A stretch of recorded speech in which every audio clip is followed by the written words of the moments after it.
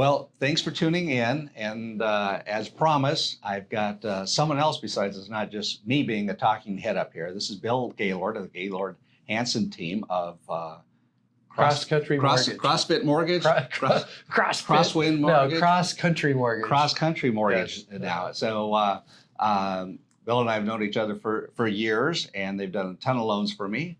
And so highly endorse them. And he's pretty comfortable in front of the camera, so that's why I wanted to. We look really good up Yeah, here. that's you know? it. Yeah, yeah. We're looking really good. Two handsome and we have wisdom. we have a lot of guys with wisdom, lot right? of wisdom between us. So, so we're going to do several of these, and the first topic is what's it take to become a mortgage loan originator. I usually say officer, but MLO is mortgage loan originator. And because Bill's been in the business, this lending business for a while now, I want him to give a little bit of history with it too, like the way it used to be and the way it is now. And for those in my class that are really looking to get into real estate lending, a little bit about what it takes to be a real estate loan officer. Yeah, so I'll try and make it at least somewhat entertaining, right? So back in the day, now this is a long time ago, but anyways, I've been doing this for 30 years, and it's changed a lot, Kevin. There's been, when I got into it, there was mortgage bankers, mortgage brokers, banks. You could come in, you want a job? Yeah, sure, give me a job, I'm ready to go. And so then we had a lot of activity that happened in the mortgage market. Then they created more loan products that made it easier and easier and easier for people to get a loan. It was basically, tell me how much you make. You didn't have to tell them how much you made. You would tell them how much you wanted to make, and then you would get a loan. And it was very easy and all that. Well, that kind of led to a lot of big problems in the industry. And then in 2008, 2007 is when it started. 2008, the whole industry crumbled down, the real estate side, and it was really caused by a lot of bad mortgages that were out there. So at that time, they then created what's called they basically made the originator become licensed. They had to have education. They had to have information. They had to understand, how to do mortgages and learn that stuff. So they created this thing called NMLS, Nationwide Multi-State Licensing System, NMLS, and that started back in January 2008. So in order to get into the mortgage industry, everybody that is a mortgage loan originator will have an NMLS license.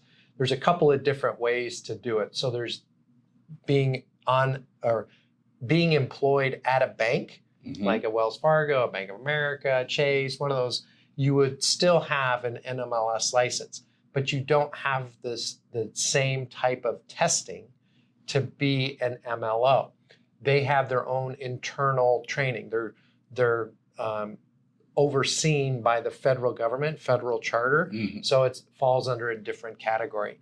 Now, the normal, if you will, I'm a normal, I'm considered MLO, would be working for like a mortgage bank, a mortgage broker, or something like that. Then you would get a NMLS license. You would go through 30 hours of national training, and then every state, and then you would be licensed. And that NMLS training for 30 hours typically will cover probably close to half of the states, but there are many states that have additional requirements that are added onto it. Utah is like, I just went through the whole Utah thing. Man, oh man, I had to do an additional 40 hours of training for that to get a branch manager license there. So there's it varies, but it's not, it's hard. It's not an easy test. You got to study for it. There's a pretty big failure rate on it. And it's intended to really help people. We don't want people in. The way I look at it is it's the barrier of entry into this industry is a little bit harder. So that means there's not going to be quite as many people in, so that if you're good at what you do, there's an opportunity to win in it. Yeah, and my students have heard me say this a lot in other classes, and definitely this class. If you're going on to get a real estate license, my personal opinion, sorry, I hit the microphone. My personal opinion is the bar of entry is so low in real estate, and I'm glad to see this come in lending. I mean, I knew someone who, in 2006, quit his job installing cable and became a loan officer and started doing loans, had no idea what he was doing, and flirted with the gal that was doing the cards. The processing. And got them to put in senior loan officer. He hadn't done any loans. So this is nice for the public. You know, we got a little higher bar, a lot more rules in place as far as what controls mortgage companies, but starting with the MLO licensing is ever so popular. So not to go too far off on a bunny trail, but so let's say somebody, you hire a mortgage loan officer, or you've seen a lot of mortgage loan originators over the years that have done well. So for the students that are thinking, hey, I'd like to become a lender, what are some of the traits? What are some of the characteristics? What are some of the things that, you know, do the 80-20 rule? 80%, if you do this 80% of the time, you're going to be successful in mortgage loan originating. Yeah, I think it's very similar in the mortgage industry. It's just a matter of, there's a couple ways to get in. It's not easy, honestly, to get into the industry, but once you get in, it can be very fruitful for someone who is good and active and works hard and gets it done. But there's really two pieces to our business. There's one, which is the marketing piece. Right. You have to figure out how to make the phone ring and say, hey, can I do your loan, right? So there's the marketing piece, there's sales and all that.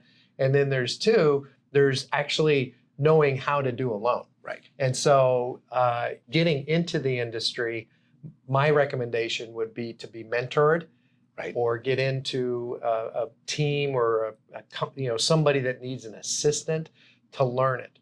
Because they used to have 1099 income where, you know, 1099, you know, it's just you're self-employed and here's your money. And if you work, you get paid. If you don't work, you don't get paid. Well, now, because the industry's changed so much, everyone is W-2. Oh, okay. So it's so whoever comes in, if somebody's hiring you, they're going to really make a commitment. They're going to make an investment in order to, you know, make sure that you become good at what you do. So I didn't answer your question, but I went roundabout. That's okay. But in other words, what really needs to happen for success in this industry is just diving in, making as many relationships and contacts as you possibly can, getting involved in groups, organizations, real estate, learning, you know, with real estate agents, but not always real estate agent. It could be charities, it could be all that kind of stuff, getting to know people so they know what you do and who you are. And then they go, oh yeah, that Bill guy, he's in mortgage. He does. I should give him a call. That's you know, it. they give you your name and number and all that kind of stuff. Yeah. And then the other thing is learn the technology, the tools, how to do a loan, become educated on all the underwriting guidelines as best you can. One of our best guys read the underwriting guidelines from front cover to back cover. Young guy, 30 years old, just got married, and he is our sales manager.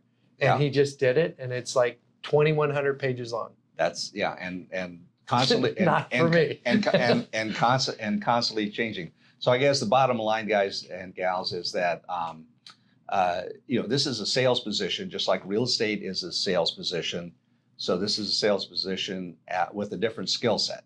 So it's sales and skills. So you can supplement what you know or what you don't know, and that's why, you know, I'm in a team environment in real estate for a reason, because there's things that we do so much better than our agents ever could. So we take that away from them, and we have them focus on just the thing that's important, the sales. Same way for the Gaylord Hanson team. They've got a deep bench here of people that can support the loan officers, but then also kind of take over and make sure I's get dotted, T's. There's a lot of I's that got to get dotted, T's that got to get crossed. And salespeople aren't always the best at that. And so you need to be in an environment to make sure that you're being supported. It's really hard to be good at everything. Yes, it's really well. What so happens having is support, but you can get on you can get into the industry. You don't have to get into the industry as an originator. There's other avenues to get. Right. Yeah. So so we'll go through some of those other positions in later areas of the class, especially when we start talking about how to process a loan. So there's that.